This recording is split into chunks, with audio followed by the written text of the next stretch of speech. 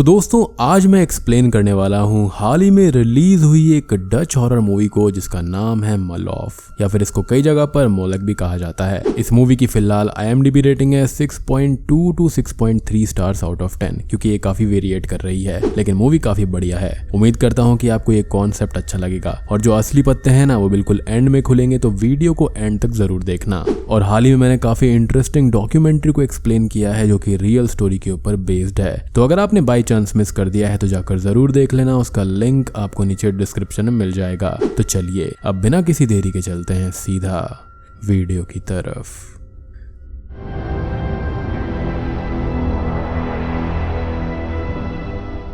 Movie की starting होती है 1991 नेदरलैंड्स के नॉर्थ में एक तरह के दलदल के पास बने हुए घर में, जहां पर हम उस घर के अंदर एक छोटी बच्ची को देखते हैं जो कि क्लोजेट में थी और वहां पर बंदी हुई थी जहां पर वो खेल रही थी, जो कि काफी अजीब सा था। वो बच्ची काफी मासूम थी तो उसको नहीं पता था कि वो वहां पर बंद है, और तभी उसके ऊपर वाले रूम से किसी लेडी की चीखने की आवाजें आने लगती हैं और सडनली उस रूम से ढेर सारा खून नीचे बहने लगता है और बहुत जोर से हलचल या फिर वाइब्रेशन की आवाजें आने लगती हैं। मीन्स यहाँ पर फ्लोर हिलने लगता है जैसे कि फ्लोर के ऊपर कोई तड़प रहा हो। वो बच्ची इस चीज से बहुत ही ज्यादा डर जाती है और सीन अचानक से ही शिफ्ट हो जाता है। अब कहानी 30 साल आगे जाती है और हम देखते हैं वितरक को, जो कि अपने एक फ्रेंड के घर पर आई हुई थी और उसे अपनी मदर का कॉल आता है। वितरक की माँ का नाम एलिस होता है, जो कि ये बताती है कि वो अपनी ग्रैंड डॉटर हैना को स्कूल से पिक करके घर पर ले जा रही है और वितरक भी घर पर आ जाए। वितरक अब घर आती है और रास्ते में उसे एक अजीब सा आदमी सड़क पर घूमता हुआ मिलता है। वो घर पहुंचती है और ये घर वही घर है जो कि हमने मूवी की स्टार्टिंग में देखा था। असल में मूवी की स्टार्टिंग में वितरक की ग्रैंड मदर का किसी ने मर्डर कर दिया था और वितरक तब काफी छोटी थी और एलेस्के वितरक की उम्र की थी, और एलेस्के की मॉम के साथ क्या हुआ ये एक मिस्ट्री है, लेकिन इस मिस्ट्री को हम आगे सुलझा लेंगे, तो वीडियो को एंड तक देखना। वीडियो काफी इंटरेस्टिंग होने वाली है। यानी कि स्टार्टिंग में दिखाई गई बच्ची जो कि क्लोजेट के अंदर बंद थी वो कोई और नहीं बल्कि वितरक थी।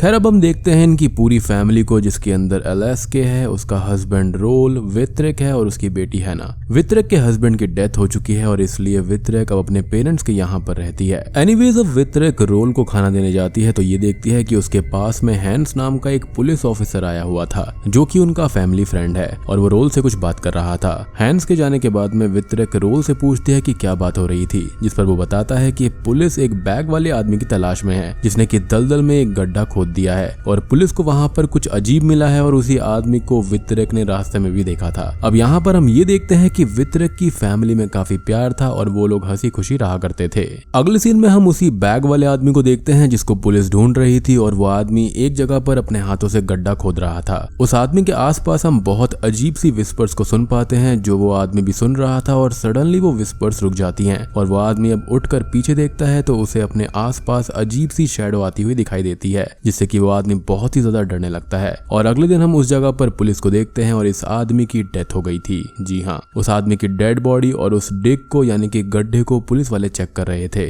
और रास्ते से जाते हुए वितरक ये देखती हुई जाती है। अब हम देखते हैं कुछ आर्कियोलॉजिस्ट की टीम को जो कि वहीं पास में आए हुए थे, और इस टीम को लीड करने वाला इंसान जॉनस होता है। असल में यहाँ पर लोकल्स को एक बहुत पुरानी लाश मिली थी कुछ दिन पहले ही और उन्होंने इसके बारे में आगे इन्फॉर्म किया और इसलिए जॉनस और उसकी टीम यहाँ पर आई थी उस लाश को चेक करने के लिए, क्योंकि वो बहुत सालों पुरानी थी, यानी कि किसी और ही एरा की थी। जॉनस की टीम का साथ दे रही थी सोनिया, और जॉनस उससे उस आदमी के बारे में पूछता है तो वो बताती है कि उस आदमी की डेथ हार्ट अटैक से हुई थी जो कि हाइपोथर्मिया की वजह से आया होगा, यानी कि बहुत ही ज्यादा ठंड की वजह से। लेकिन ये बात डाइजेस्ट करना काफी मुश्किल था कि एक समझदार इंसान ऐसे ठंड में यहाँ पर क्यों रहेगा। खैर रात को वितरक अपने घर पर सो रही होती है और उसे एलेस्के के रूम से आवाजें आती हैं, और जब वो चेक करने जाती है तो एलेस्के अजीब तरह से कांप रही थी या फिर हलचल कर रही थी, यानी कि काइंड ऑफ वाइब्रेशन। वितरक उसे संभालती है और एलेस्के होश में आकर बोलती है कि वो बिल्कुल ठीक है। वितरक अब अपने रूम में जाने लगती है हैना को लेकर, लेकिन तभी उसे घर का डोर ओपन मिलता है और घर के बाहर एक अजीब सा आदमी दिखाई देता है। वो हैना को रूम में छोड़कर घर के आसपास देखने लगती है, लेकिन वो आदमी वहां से चला गया था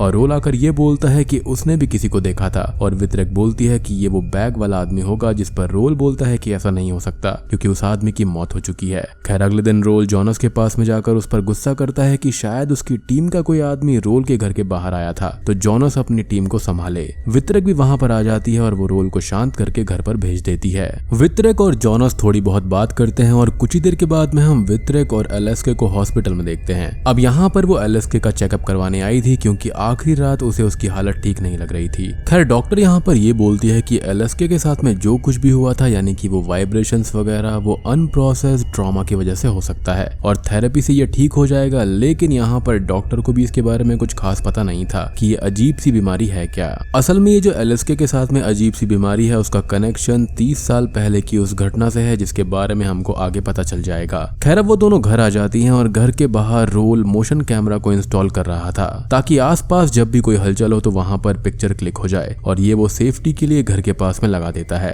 खैर कुछ ही टाइम के बाद में वितरक एक रूम में वायलिन प्ले कर रही होती है क्योंकि वो एक अच्छी म्यूजिशियन थी, लेकिन उसके हस्बैंड नील की डेथ के बाद में उसने अभी म्यूजिक को होल्ड पर रखा हुआ था और अभी वो एक लोकल स्कूल के लिए काम किया करती थी। एलेस्के अब उसके पास में आती है और ये बोलती है कि वो बिल्कुल ठीक है और वितरक बिल्कुल भी परेशान ना हो, जिस पर वो गुस्सा हो जाती है क्योंकि वितरक को उसकी बीमारी नॉर्मल नहीं लग रही थी। खैर अगले सीन में वो जॉनस के साथ एक रेस्टोरेंट में बैठी हुई थी और यहाँ पर वो लोग काफी बातें करते हैं, हंसी मजाक करते हैं। तभी वितरक अपनी मॉम के बारे में एक बात बोलती है कि उनको एक बहुत ही गंदी आदत है कि वो रेस्टोरेंट से शुगर बैग्स को चुरा लेती हैं, जो कि वितरक को बिल्कुल अच्छा नहीं लगता। अब वो दोनों ही ऐसे हंसी मजाक कर रहे थे, लेकिन तभी वितरक की नजर अपने फ्रेंड एडविन पर पड़ती है जो कि स्कूल में उसके साथ काम किया करता था और वितरक के साथ हमने मूवी की स्टार्टिंग में उसको देखा भी था और दोनों ऐसे ही मिलते रहते थे। एडविन अपनी वाइफ के साथ में आया हुआ था और वितरक उनको देखती है। अब जॉनस की तबीयत अचानक से खराब हो जाती है क्योंकि उसको यहाँ की विस्की सूट नहीं करती और वो वॉमिटिंग करने लगता है। खैर कुछ ही टाइम के बाद में वो दोनों घर जाने लगते हैं और रास्ते में जॉनस उससे ये पूछता है कि वितरक कभी वापस रिलेशनशिप में क्यों नहीं आई, जिस पर वो बताती है कि उसकी फैमिली के ऊपर एक कर्स है। उसकी ग्रैंडमदर का एक दिन मर्डर हो गया था जिसके बारे में कभी पता नहीं चला कि ये किसने किया था। उसके बाद में रोल की जॉब चली गई, वो अल्कोहलिक हो गया, परेशान रहने लगा और एलेस्के भी परेशान रहने लगी। उसके बाद में वितरक नील से शादी करके न्यूयॉर्क चली गई, लेकिन सडनली उसकी डेथ हो गई जहाँ पर वो भी हार्ट अटैक से हुई थी और वो मारा गया। और फिर हैना को लेकर वितरक वापस यहाँ पर चली आई और वो किसी के भी साथ में रिलेशनशिप में नहीं जाना चाहती क्योंकि उसकी फैमिली पर एक कर्स है जिससे सब कुछ गलत हो सकता है। अगले दिन स्कूल में वितरक सभी बच्चों के लिए एक प्ले के लिए म्यूजिक तैयार कर रही थी, लेकिन एडविन को वो म्यूजिक कुछ खास पसंद नहीं आता। कुछ ही देर के बाद में एडविन वितरक से मिलने का बोलता है, जिस पर वो ये कहती है कि उनको अब नहीं मिलना चाहिए और जो कुछ भी उनके बीच में है उसको खत्म कर देना चाहिए क्योंकि शायद से इनके बीच में अफेयर चल रहा था। वो ये भी कहती है कि एडविन की वाइफ हैना को ये सारी चीजें अच्छी नहीं लगेंगी क्योंकि एडविन की वाइफ भी है जो कि काफी अच्छी है। अब रात को वितरक हैना को सुलाकर घर के बाहर चली जाती है तो रोल घर के बाहर ही बैठा हुआ पहरा दे रहा था और रोल की टेंशन इसलिए ज्यादा थी क्योंकि सालों पहले एक मर्डर उसकी फैमिली में हो चुका था जिसके बारे में किसी को भी पता नहीं चला था कि वो कौन था और वो दोबारा वैसा कुछ भी होने देना नहीं चाहता था। वितरक उससे थोड़ी बहुत बात करके घर के अंदर चली जाती है और देखती है कि घर के अंदर एक आदमी बैठा हुआ था। वो आदमी काफी परेशान था और रो रहा था और वितरक उससे डर जाती है, लेकिन सिचुएशन संभालने के लिए वो उससे अच्छे से बात करती है और दूसरे रूम में जाकर एलेस्के को उसके बारे में बताती है। वो आदमी वहां पर आ जाता है और वो रोते हुए ये बोलता है कि वो कुछ भी करना नहीं चाहता और वो उससे ऐसा करवाना चाहते हैं और उसके हाथ में एक नाइफ भी होता है। वितरक और एलेस्के इससे डर जाती हैं और वो आराम से ऊपर वाले रूम में जाने लगती है, लेकिन वो आदमी एलेस्के को पकड़ लेता है और उस पर अटैक करने लगता है। यानी कि वो यहाँ पर एलेस्के के ऊपर अटैक करने आया था, लेकिन स्ट्रेंजली वो एक ही बात बोल रहा था कि वो ऐसा नहीं करना चाहता। खैर अब वितरक उसके हाथ से नाइफ को छुड़वा देती है और अब वो उन दोनों के सामने आकर खड़ा हो जाता है और अजीब तरह से स्क्रीम करने लगता है। वो आदमी पूरी तरह से अपना होश खो देता है जैसे कि वो किसी और के वश में हो और एलेस्के को स्टैब करके वो जान से मारने ही वाला होता है, लेकिन तभी पीछे से रोल आकर उसके सर पर एक छोटे से हैमर से वार कर देता है जिससे कि वो वहीं पर बेहोश हो जाता है और एलेस्के की जान ऐसे बच जाती है। अब कुछ ही देर के बाद में पुलिस और एम्बुलेंस वहां पर आती है और सब कुछ अंडर कंट्रोल हो जाता है। अब अगले दिन जॉनस को इस घटना के बारे में पता चलता है और वो आदमी जॉनस की टीम का ही एक मेंबर था जिसका नाम राडू होता है। जॉनस वितरक के घर जाता है और बोलता है कि राडू ऐसा नहीं कर सकता और वो एक बहुत ही अच्छा इंसान है और सब उसको पसंद करते हैं, कोई सोच भी नहीं सकता कि वो ऐसा कुछ कर सकता है। रोल बोलता है कि बैगमैन के बारे में भी सब ऐसा ही बोल रहे थे। वितरक बोलती है कि राडू की एज अराउंड 40 या 45 होगी और वो 1991 में 10 से 15 साल का होगा, जिस पर जॉनस हाँ करता है और बताता है कि तब वो रोमानिया में रहा करता था। अब यहाँ पर वितरक अपना दिमाग ज्यादा चला रही थी और ये सोच रही थी कि उसकी ग्रैंड मदर का मर्डर कहीं इसी ने तो नहीं किया था, लेकिन ये पॉसिबल ही नहीं था।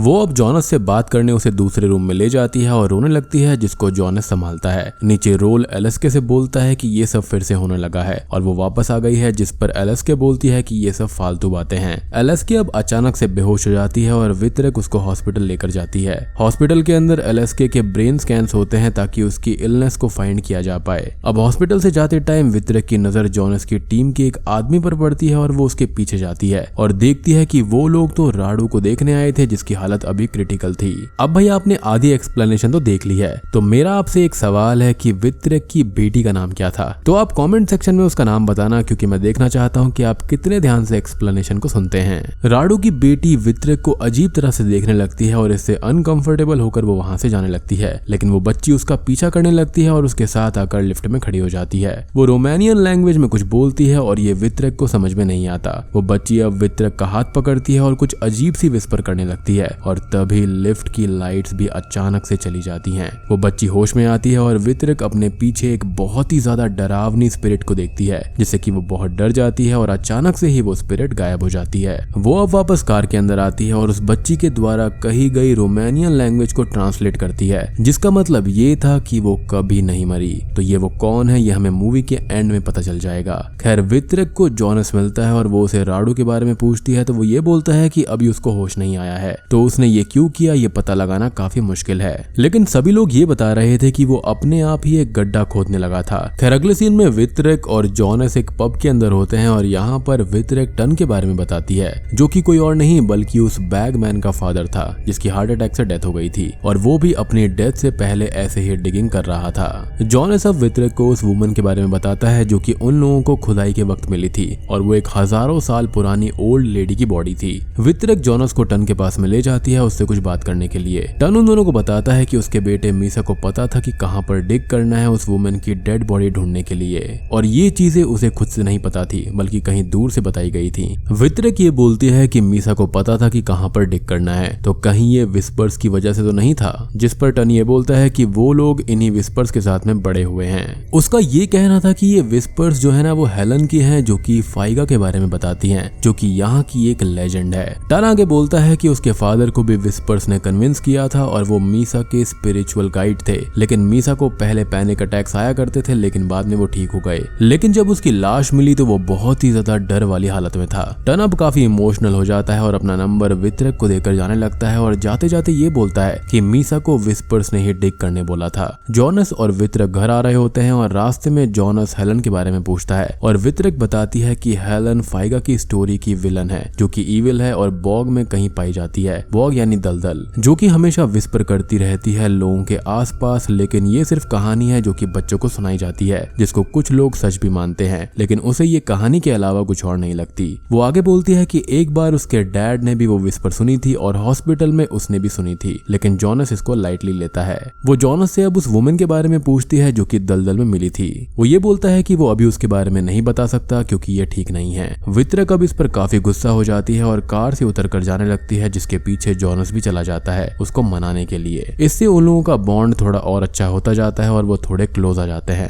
खैर कुछ ही देर के बाद में जॉनस कैंप में वापस आता है और सोनिया उसे उस लेडी का गला दिखाती है जिस पर एक बड़ा सा वर्टिकल कट लगा हुआ था। सोनिया बोलती है कि उनको और भी ऐसी ही लाशें मिली हैं जो कि अलग अलग एराज की हैं और सभी पर ऐसे ही वर्टिकल कट्स लगे हुए हैं, और रिसेंटली जो लाश मिली है यानी जहां पर राडू डिग कर रहा था उसके ऊपर भी वही कट था। अब हम देखते हैं वितरक के घर के बाहर लगे हुए मोशन कैमरा को, जो कि अब पिक्चर क्लिक कर रहा था, और घर के अंदर वितरक कुछ काम कर रही थी जिसे घर के बाहर कोई अजीब सी शैडो दिखाई देती है, लेकिन वो क्लियर नहीं थी कि वो क्या थी। अब अगले दिन रोल हैंस को उस कैमरा से क्लिक की हुई पिक्चर्स दिखाता है जिसमें एक अजीब सा चेहरा दिखाई दे रहा था। हैंस को कुछ भी समझ में नहीं आता और वो बोलता है कि रोल उस अटैक से परेशान है जो कि कुछ दिन पहले राडू ने किया था, जिस पर रोल बोलता है कि इसमें राडू की कोई भी गलती नहीं है, वो सिर्फ सुन रहा था और रोल हैन से कोई चीज लाने का बोलता है। अब हैना का स्कूल प्ले शुरू हो जाता है और दूसरी ओर सोनिया जॉनस को लेजेंड ऑफ फाइगा के बारे में कहानी सुनाती है। बहुत सेंचुरीज पहले वॉल्टर नाम का एक इविल लॉर्ड था जिसकी और भी ज्यादा बुरी वाइफ थी हेलन। वो लोग बहुत अमीर थे और अपनी प्रजा पर अत्याचार किया करते थे। उन लोगों के ढेर सारे सर्वेंट्स भी थे और उनमें से ही एक थी फाइगा नाम की एक यंग लड़की। वॉल्टर के अंदर फाइगा के लिए लस्टफुल फीलिंग्स आ जाती हैं और वो इंटीमेट होता है, जिसके बाद में फाइगा प्रेग्नेंट हो जाती है। अब जब हेलन को ये पता चलता है तो वो गुस्से से भर जाती है। उसने बोला कि वॉल्टर की कोई भी गलती नहीं है और फाइगा ने ही उस पर कोई स्पेल किया होगा और फाइगा को विच का करार देकर उसको कैद में डाल दिया गया। अपनी कैद में फाइगा ने गॉड से हेल्प के लिए प्रे किया, लेकिन उसकी प्रेयर एक हीदन गॉड मॉलोफ ने सुनी, जिसको कई जगह पर मॉलक भी कहा जाता है, जो कि कुछ और नहीं बल्कि एक चाइल्ड सैक्रिफाइस का गॉड होता है। और हीदन मतलब होता है जो कि किसी भी रिलीजन से ना हो, यानी कि इस धरती के ऊपर जितने भी रिलीजन्स हैं उनसे हटकर। लेकिन अब इस मूवी के अंदर इसको मॉलोफ ही कहा गया है, तो हम भी इसको मॉलोफ ही बोलेंगे। अब मॉलोफ ने फाइगा से ये कहा कि मैं तुम्हारे इस नसीब से तुम्हें बचा सकता हूँ, लेकिन याद रहे कि बदला अपने आप में ही एक कैद बन जाएगा और मैं वो ले लूंगा जो कि मेरा है, मतलब कि उसका बच्चा जो कि पैदा भी नहीं हुआ फिर भी। अब फाइगा उससे वो डील कर लेती है और उसके माथे पर मॉलोफ का मार्क जलाकर लगाया जाता है, यानी कि एक सील के रूप में। अगले दिन हेलन और बाकी के लोग फाइगा के पास में आते हैं और उससे ये कहते हैं कि वो अपनी गलती मान ले और पछताए, जिस पर फाइगा ये बोलती है कि उसे कोई भी पछतावा नहीं है और उसने एक नाइफ से अपना गला वर्टिकली कट कर दिया। और जब फाइगा की आखिरी सांस उसकी बॉडी से निकली, उसके बाद में उसने हेलन की बॉडी ले ली और फिर से वो हमेशा हेलन की बॉडी में ही रही। अब इससे हुआ ये कि सारी की सारी प्रजा खुश हो गई, क्योंकि फाइगा अच्छी थी और वो अच्छे काम किया करती थी सबके लिए, और तब से उसके नाम पर आज का दिन सेलिब्रेट किया जाने लगा। इधर स्कूल में प्ले के बीच में वित्रक की नजर पड़ती है एक अजीब सी ड्राइंग पर, जिस पर वही स्पिरिट बनी हुई थी जो कि लिफ्ट में उसने देखी थी। प्ले के बाद में वित्रक हैना से उस ड्राइंग के बारे में पूछती है, तो वो बताती है कि ये ड्राइंग उसने ही बनाई है खुद से। अब दूसरी ओर सोनिया स्टोरी कंप्लीट करती है कि लोगों का ये मानना है कि तब से ही हेलन बॉग में घूम रही है, यानी कि दलदल के पास में, और वो अपने गुस्से में है और बदले से भरी हुई है और आने जाने वाले लोगों को वो झूठ विस्पर करती रहती है। अब घर जाते टाइम रास्ते में वित्रक रोल को देखती है, जो कि घर के आसपास और वुड्स में ट्रैप वगैरह लगा रहा था ताकि वो बुरी चीजों को होने से रोक पाए। घर पहुंचने पर वित्रक को जॉनस का कॉल आता है और वो पार्टी में उसको मिलने का बोलता है। वित्रक अब टन के घर पर जाती है उससे कुछ बात करने के लिए। टन उसको ये बताता है कि ये जो आवाजें वगैरह है ना, और यहाँ पर ये जो चीजें हो रही हैं, ये किसी सिग्नल की तरह होती हैं और वो वाइब्रेशन की तरह काम करती हैं। मीसा के केस में ऐसा ही था, ऐसे कुछ लोग इन वाइब्रेशन या फिर सिग्नल के लिए कुछ ज्यादा ही सेंसिटिव होते हैं। टन अब वित्रक से आंखें बंद करने को बोलता है और टेबल पर टैप करने लगता है। अब उस टैपिंग से अपने माइंड में वित्रक अपने बचपन में पहुंच जाती है और उसको याद आता है वो दिन जब उसकी ग्रैंड मदर का मर्डर हुआ था, और वो देखती है कि उसकी ग्रैंड मदर का गला भी वैसे ही कटा हुआ था जैसा कि हमने बाकी बॉग से मिली हुई लेडीज के साथ में देखा था।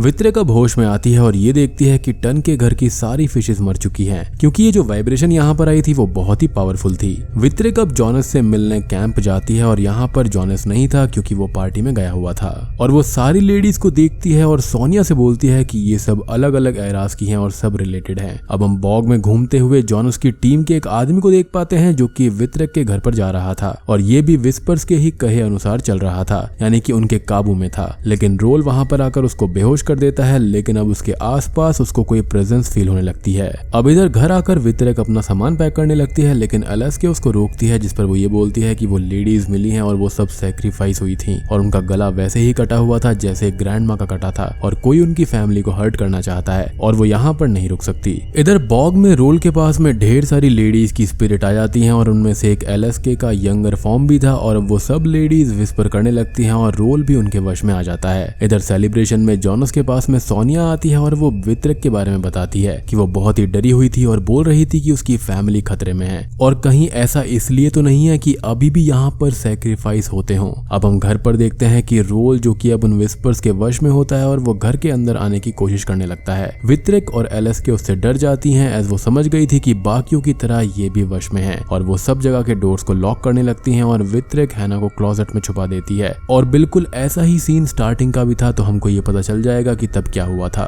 यानी कि अब इस सीन को आप बिल्कुल पहले वाले सीन से कंपेयर कर लेना, जो कुछ यहाँ पर हुआ था वही चीज स्टार्टिंग में भी हुई होगी। रोल अब विंडो को तोड़कर घर के अंदर आ जाता है और एलेस्के को चोक करके जान से मारने लगता है। वित्रक रोल के सर पर वार करके उसको बेहोश कर देती है और देखती है कि एलेस्के वहां पर थी ही नहीं। वो उसे ढूंढने जाती है और होश में आने पर रोल भी ऊपर चला जाता है। ऊपर आने पर वो बेहोश वित्रक को देखता है और एलेस्के रोल पर अटैक करके उसे हैंग करके जान से मार देती है, और हम देख पाते हैं कि एलेस्के की आंखें वाइट हो गई थी। जी हाँ, अब एलेस्के वित्रक को बेड से बांध देती है और घर में बहुत सारे लोग आ जाते हैं जो कि अजीब तरह से ड्रेस्ड होते हैं, और उन्होंने काफी अजीब से मास्क लगाए हुए थे जो कि मॉलोफ के रूप को दर्शाते हैं, और ये बिल्कुल मीनाटोर के लेजेंड को दर्शाता है। खैर अब एलेस्के बोलती है कि ज्यादा टाइम नहीं लगेगा और वो अपना गला वर्टिकली काट लेती है। एलेस्के जमीन पर गिर जाती है और अब वही स्पिरिट जिसको हमने लिफ्ट में देखा था और ड्राइंग में देखा था वो बाहर आती है एलेस्के की बॉडी से, और ये कोई और नहीं बल्कि फाइगा थी और वो वित्रक की ओर बढ़ने लगती है और वित्रक अजीब तरह से तड़पने लगती है, हलचल करने लगती है, यानी कि उसने उसके शरीर में प्रवेश कर लिया था। अब कुछ ही देर के बाद में जोनस वहां पर पहुंचता है और वो ऊपर रूम में जाता है तो एलएसके की लाश वहां जमीन पर पड़ी हुई थी, यानी कि ऊपर जो रूम में हुआ था वो एक रिचुअल था और वहां पर वो जो मोलॉफ वाले मास्क पहने हुए लोग थे या फिर स्पिरिट थी वो वहां पर नहीं थी और वैत्रिक जो थी वो बेड से बंधी हुई थी और वहां पर कोई भी नहीं था। जिसके बाद में वो वैत्रिक को आजाद करता है और वो जाकर हैना को संभालती है और अब सब ठीक हो गया था। अब अगले सीन में कुछ टाइम बाद वित्रक और जोनस एक कैफे में मिलते हैं जहां पर वो लोग थोड़ी बहुत बात करते हैं और वित्रक ये बताती है कि उसने अपना वायलिन बेच दिया है और अब वो लाइफ में कुछ नया करने का सोच रही है। कैफे से जाते हुए वो शुगर बैग को छुपाकर अपने बैग में रख लेती है और ये चीज जोनस देख लेता है और बहुत ही परेशान हो जाता है कि वित्रक को तो इस चीज से नफरत थी। खैर अब हम मूवी के एंडिंग सीन में वित्रक को घर पर हैना के साथ में देखते हैं और विंडो के बाहर हम देखते हैं बहुत सारी स्पिरिट्स को और इन स्पिरिट्स में से एक वित्रक भी थी, यानी कि जो वित्रक के अंदर की ओरिजिनल सोल थी वो वहां से निकल गई थी और उसके अंदर फाइगा आ चुकी थी और हम अंदर बैठी हुई वित्रक का असली रूप देखते हैं जो कि कोई और नहीं बल्कि फाइगा ही थी और बाहर खड़ी हुई असली वित्रक की सोल ये देखकर दुखी होकर रो रही थी और बूम, इसी के साथ में ये मूवी यहीं पर खत्म हो जाती है। तो दोस्तों ये थी मोलॉफ या फिर मोलक मूवी की कहानी। उम्मीद करता हूँ कि आपको ये पसंद आई होगी। अब बात करते हैं कि यहाँ पर हुआ क्या है। तो असल में सेंचुरीज पहले फाइगा नाम की एक लड़की यहाँ पर थी जिसने हेदन गॉड मोलॉफ से हेल्प मांगी थी और मोलॉफ ने उसे उसका बच्चा मांगा एज अ सैक्रिफाइस और ये डील सेट हो गई थी। बाद में अपनी पावर से फाइगा ने खुद को मार दिया और हेलन की बॉडी ले ली और हेलन की स्पिरिट बताने लगी अंतहीन समय के लिए सबको कि उसके साथ में क्या हुआ था। तो फाइगा यहाँ पर एक इमॉर्टल स्पिरिट बन गई थी और वो बॉडीज चेंज करती आ रही थी। जैसे ही कोई भी नया शरीर बूढ़ा हुआ करता था वो एक नई बॉडी ले लिया करती थी